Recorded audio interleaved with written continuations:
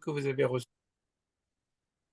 Déjà, vous êtes pur par la parole que vous avez reçue. Quand Jésus dit ça aux disciples, oui, oui, des questions de sanctification par le fait d'avoir eu la foi et que c'est déjà un premier nettoyage, on va dire, une première sanctification. Mhm. Et la foi, est-ce qu'on peut considérer que la foi est une arme ou... Oui, oui, enfin, Bien c'est... sûr, bien Oui, oui. sûr. Ben, par rapport à l'esprit du monde, Oui. la victoire qui triomphe du monde, c'est notre foi, hein. Amen. Euh, et la foi avec la prière et le jeûne sont nécessaires pour chasser certains démons. Jésus a dit, cette espèce-là ne sort que par le jeûne et la prière. Euh, Avec la foi, parce qu'il a dit juste avant, c'est à cause de votre incrédulité. Donc, la foi, le jeûne et la prière sont nécessaires pour chasser des démons. La possession démoniaque aussi, c'est l'esprit de servitude, parce que tu n'es plus maître de toi. C'est un esprit qui est rentré en toi. C'est aussi l'esprit de servitude. Je considère que l'esprit de servitude est probablement l'un des plus destructeurs parmi les esprits méchants, parmi les sept puissances de ténèbres. C'est un des plus ravageurs, on va dire ça comme ça. Ouais. Et il faut vraiment être armé pour être un instrument de délivrance, hein, pour nos bien-aimés et les gens qui nous entourent, parce que cet esprit est vraiment d'une cruauté. Et je pense, par exemple, alors je vais... euh, Tu vois, dans des symptomatologies, dans des manifestations de troubles, euh, ouais, c'est ouais, pas du ouais, tout. tout à fait, tout à fait. Ça renvoie à la fois des esprits qui asservissent la personne, des liens, et en même temps, des portes qui ont été ouvertes par la famille, par les ascendants, et que la personne a accepté, ou la personne se voit d'une certaine manière qu'elle ne doit plus se voir. Amen. Eh ben ça va m'être utile et on creusera la question pour un frère en Christ que j'ai rencontré récemment, adressé par une sœur en Christ orthophoniste. Mm. De, et le jeune homme s'appelle Rudy, je l'ai encore vu aujourd'hui pour une troisième fois. Alors je lui enseigne des choses, je lui montre un petit peu comment ressentir la bonne respiration, tout ça. Il y a des choses utiles, hein, qu'il ne maîtrise pas, et surtout qui ne sont pas naturelles chez lui. Mais il y a forcément aussi Les portes. il est dépendant, enfin, il y a une soumission, il y a une servitude à quelque chose. Ah, Oui, oui, oui, oui. On voit aussi que l'esprit de peur et l'esprit de servitude, c'est des péchés voisins. Enfin, c'est des principautés très proches. Oui. Et je le vois, son regard, l'esprit de peur, l'esprit de crainte. Ouais, très Il proches. dit des Euh, mots très forts parce que je le vois, son regard, parfois. ouais, c'est très Et proche. il est dans l'appréhension, il est dans l'appréhension, il est dans la crainte. Donc, Mm.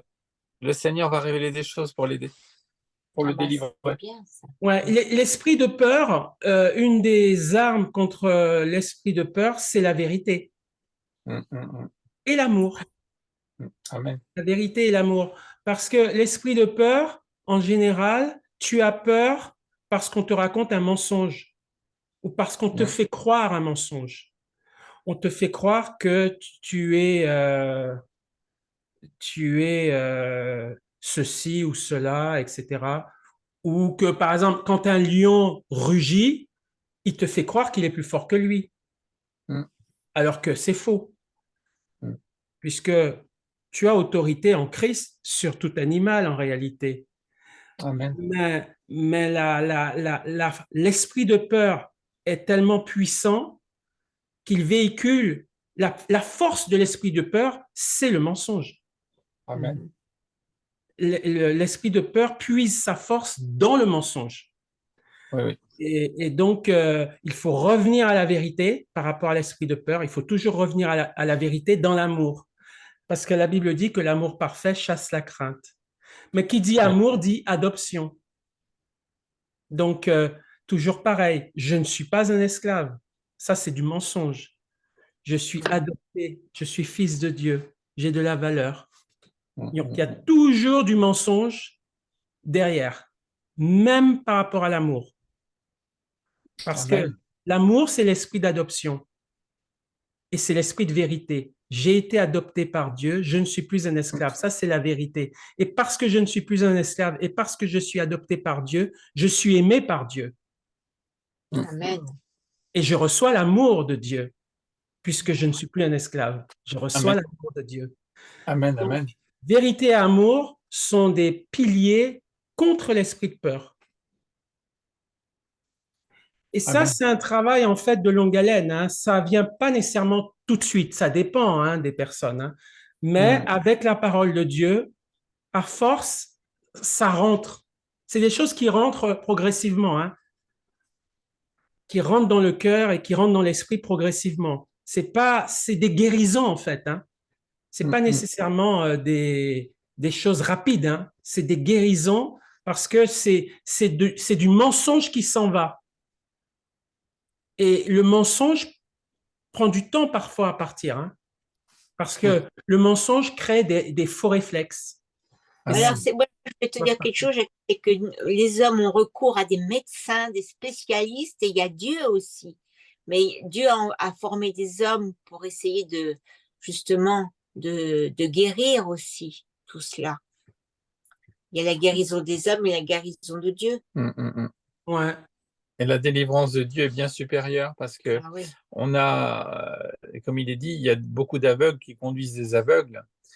Et en dépit de tout ce qu'on peut essayer de faire, bon, il y a aussi la grâce de Dieu qui nous utilise sans qu'il ne demande rien en retour. Le Seigneur, il peut bénir.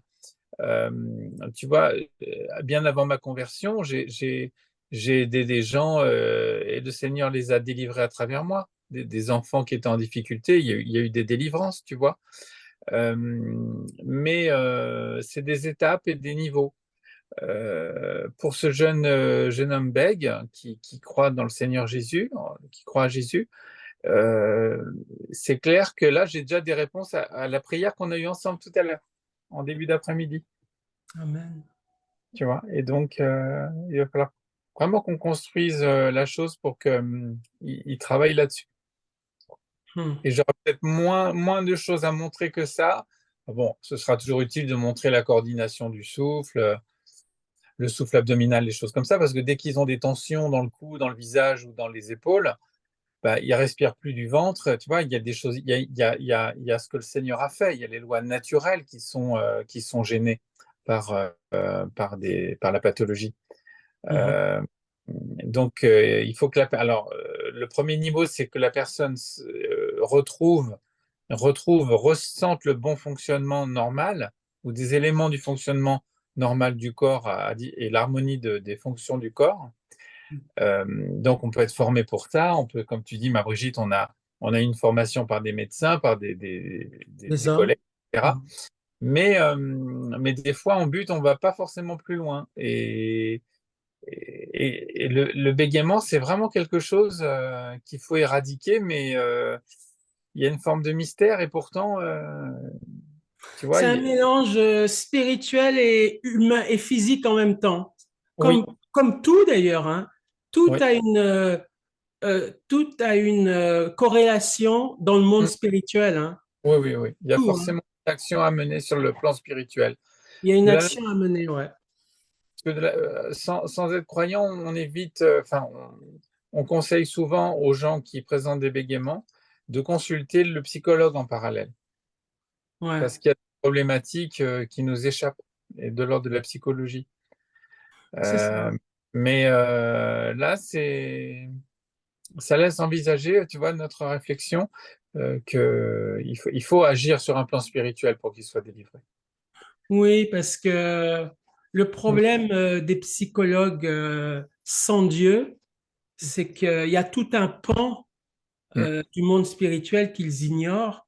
Il Et quand, restera caché. et quand on sait que tout est spirituel finalement, tout est humain, mais tout est spirituel aussi, bah, tu rates, il y a la moitié du travail qui est fait finalement, hein. Oui, on va se contenter de peu, on va considérer qu'il y a des signes d'amélioration et sur un plan charnel, on va s'en satisfaire pour pas flatter la personne, mais pour la rassurer, alors qu'elle va rester elle va rester en partie dans sa pathologie. Même s'il y a quelques progrès, ça peut pas suffire, quoi. Si on peut faire mieux. Oui. Et par exemple, Judas, c'est très profond, hein, le problème de Judas, parce que non seulement c'est spirituel, mais c'est spirituel dans le spirituel. Ça veut dire que Judas, il était au premier niveau, il était possédé par le diable, puisqu'il est dit que Satan entra dans Judas, hein. Donc, le diable est entré en lui. Mais quand on va en profondeur, quand on gratte, on se rend compte que le diable est entré en lui parce que lui a ouvert une porte dans la convoitise. C'est ça. Donc, non seulement il est possédé, mais pour qu'il soit délivré, pour qu'il aurait été délivré du diable et de cette possession démoniaque, il fallait qu'il confesse son péché. Convoitise. Il a volé à plusieurs reprises et cette addiction au vol, cette servitude au vol, a permis au diable de rentrer en lui. Donc, tu vois, c'est assez profond hein, comme raison. Hein. Il y a la raison de surface et puis il y a la raison en profondeur. Même dans le domaine spirituel, tu as plusieurs niveaux de causes. Et c'est le Seigneur, en fait, qui révèle. D'où la révélation, la prière et la révélation qui sont capitales. La prière et la révélation sont capitales dans les cas, je pense, de guérison, de délivrance, voilà. C'est très, très précieux, quoi. Ça se fait avec le Seigneur, en fait. Amen. Il va nous montrer, comment faire. Il va se glorifier, notamment pour ce jeune homme. C'est vraiment, vraiment attachant. Et alors, il n'a pas tout le temps ce problème-là. Il y a des fois où ça va bien, des fois où ça va mieux, des fois c'est beaucoup plus difficile. Voilà, il va falloir qu'on vire tout ça parce qu'il peut pas végéter comme ça. Tu vois, c'est pas possible. S'il y a une rencontre si Dieu permet qu'on se rencontre, c'est pour sa gloire. Et il faut que je reste dans cet axe-là. Et Dieu va nous révéler ce qu'il faut faire. C'est ça. Et parfois, c'est encore plus profond, plus subtil que ça, puisque Paul dit, un ange de Satan est venu pour me souffleter afin que je ne m'enorgueillisse pas. Donc là, Dieu permet à un ange de Satan de maintenir Paul dans une forme d'humiliation, on ne sait pas trop ce que c'était, pour qu'il ne s'enorgueillisse pas. Il a prié 3 fois le Seigneur d'enlever ça, et le Seigneur a dit non, ma grâce te suffit. Donc tu vois, c'est pas simple, hein. Des cas vraiment, chaque une cause à effet peut-être aussi. Hein. Ouais. Bah, le pauvre Paul, il a aussi persécuté le peuple de Dieu au début. Hein. Je sais pas, il y a peut-être quelque chose qui reste là-dedans, je ne sais pas. Et pourtant, quand Dieu délivre, il délivre parfaitement. Néanmoins, il peut quand même permettre que quelque chose, alors je ne sais pas si c'était en rapport avec les chrétiens qu'il avait persécutés, dans un film où il est question de ça, ce serait une forme pas de remords, mais de culpabilité. Je ne sais pas si c'est une culpabilité par rapport à ce qu'il a fait. Moi, je ne pense pas que c'est de l'ordre de la culpabilité, quoi. Est-ce qu'il y a une culpabilité qui transparaît chez Paul? Est-ce qu'il y a peut-être, hein, quand il dit, ou est-ce qu'il reconnaît simplement, est-ce qu'il reconnaît, bien sûr qu'il reconnaît qu'il a fait du mal et que lui, il a une grâce particulière. Il est coupable de tout ce qu'il a fait. Mais est-ce qu'il restait sous ce sentiment de culpabilité? Est-ce que dans la parole de Dieu, on peut l'envisager comme ça? Le texte est clair, hein. Le texte est clair, on va le regarder ensemble d'ailleurs. Oui, il en parle. Quand il parle à Timothée, non? Non, dans 2 Corinthiens 12, hein, verset 7. Et pour que je ne sois pas enflé d'orgueil, donc la raison, elle est claire, elle est là. Hein. Ça n'a rien à voir avec son passé. Et pour que je ne sois pas enflé d'orgueil à cause de l'excellence de ses révélations. Il m'a été mis une écharde dans la chair, un ange de Satan pour me souffleter et m'empêcher de m'enorgueillir. 3 fois, j'ai prié le Seigneur de l'éloigner de moi et il m'a dit, ma grâce te suffit car ma puissance s'accomplit dans la faiblesse. Donc là, Dieu a permis à un ange de Satan, pas un ange de Dieu, donc à un démon. Un ange de Satan, c'est un démon. Dieu a permis à un démon de harceler ou frapper ou tourmenter, je ne sais pas ce que c'est exactement. Enfin, c'est pas quelque chose de bon ni d'agréable, à mettre une écharde dans la chair de Paul pour qu'il ne s'en enorgueillisse pas. Donc, voilà quelque chose que Paul a reçu de négatif de la part du diable pour l'empêcher de s'enorgueillir.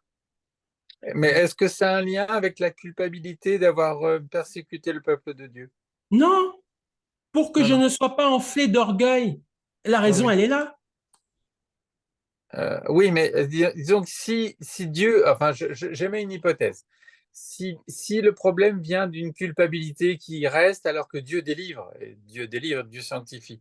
S'il était resté une culpabilité, et imaginons, hein, c'est vraiment une hypothèse, que Paul dit, Seigneur, libère-moi de ce remords, libère-moi de cette culpabilité, et que Dieu lui dise non, parce que si tu es si tu ressens comme une sanctification presque totale, tu risques de t'enorgueillir ou d'oublier, enfin, je sais pas. Non, non, mais là, regarde. Et pour que je ne sois pas enflé d'orgueil à cause de l'excellence de ses Ah, oui. révélations. Ah bah oui, oui. Donc, il reçoit tellement de la part de Dieu, Voilà. il a reçu tellement d'excellence de la révélation. Il demeure quelque chose dans sa chair. Alors, c'est dans la chair. C'est dans la chair. Donc, c'est peut-être un mal physique. C'est peut-être. En tout cas, ce qu'il a reçu est tellement fort, Mhm. tellement puissant Ouais. que, comment dirais-je, que s'il n'avait pas cette humiliation physique, Mm, mm, mm. charnelle, dans la chair, Ouais.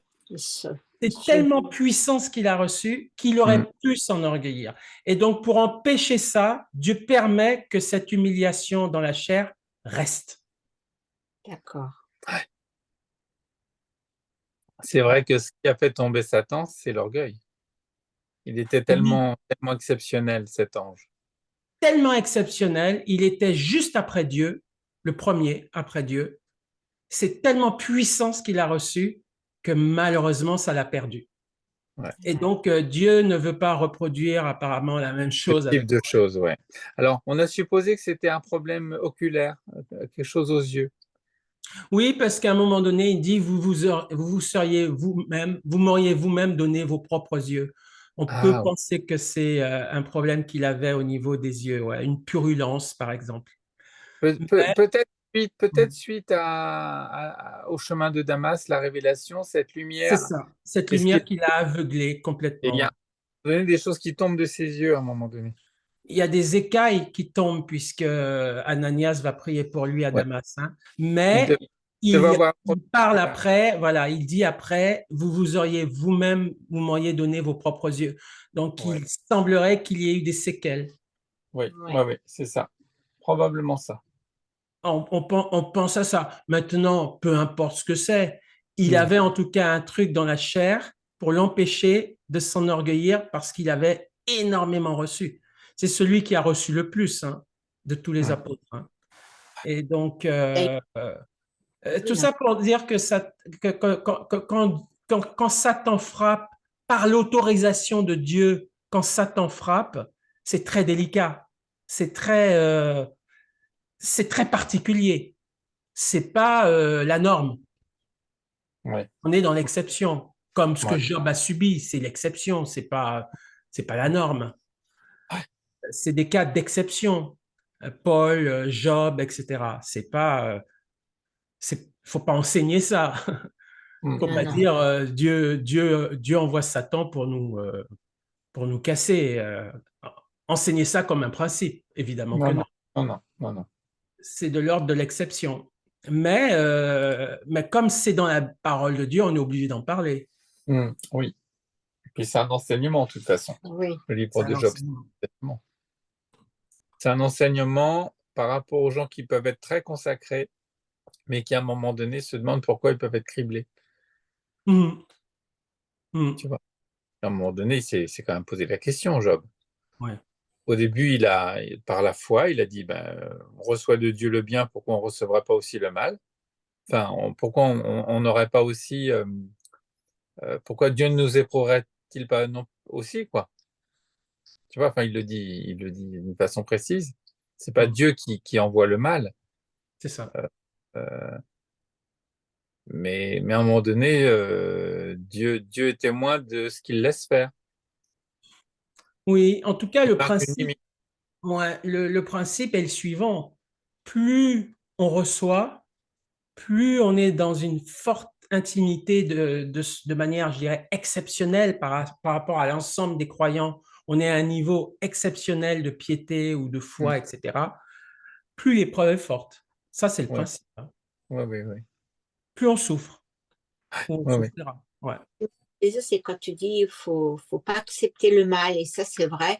Parce que quand je parle de la souffrance que j'ai, je dis mon mal, j'ai ceci, j'ai cela. On dirait que je suis avec et que j'accepte, alors Il que je faut l'accepte. toujours que tu te rappelles que Jésus a vaincu Ma toute forme de vaincu, mal. ouais, ouais. Parce que quand Il je faut parle le de confesser. ma maladie, Il c'est faut le comme si elle confesser. était avec moi, à côté de moi. J'accepte ça. On n'a pas toutes les réponses et on ne sait pas Ouais, on pourquoi. n'a pas toutes les réponses. Ouais. Mm. Ce qu'il faut confesser, c'est que Jésus à la croix, il a tout vaincu. Amen.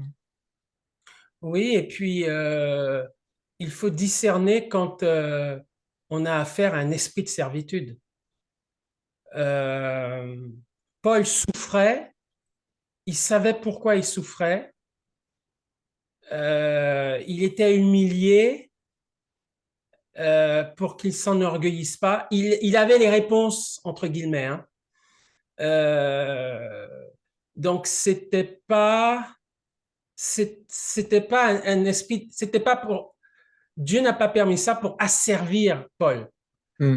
Voilà. Oui, Alors que oui. dans ton cas, dans nos cas, parfois, ça n'a rien à voir. C'est vraiment des démons qui nous asservissent pour nous empêcher justement de manifester le meilleur que Dieu a mis en nous. Parce que Paul, s'il a reçu tout ça, c'est qu'il avait le meilleur. Il a manifesté le meilleur. Il a manifesté quelque chose de glorieux. On Hmm. n'en est pas là, forcément, nous. Donc, ça veut dire que l'ennemi nous empêche par l'esprit de servitude de manifester quelque chose de glorieux. Donc là, Ouais. nous, on est aux prises avec des esprits qui veulent nous casser, qui veulent nous empêcher de manifester la gloire de Dieu. Paul n'était pas à ce niveau-là, lui, il était au-dessus. Hmm, hmm, Il manifestait la gloire de Dieu. Mhm. Il avait réglé le problème, lui.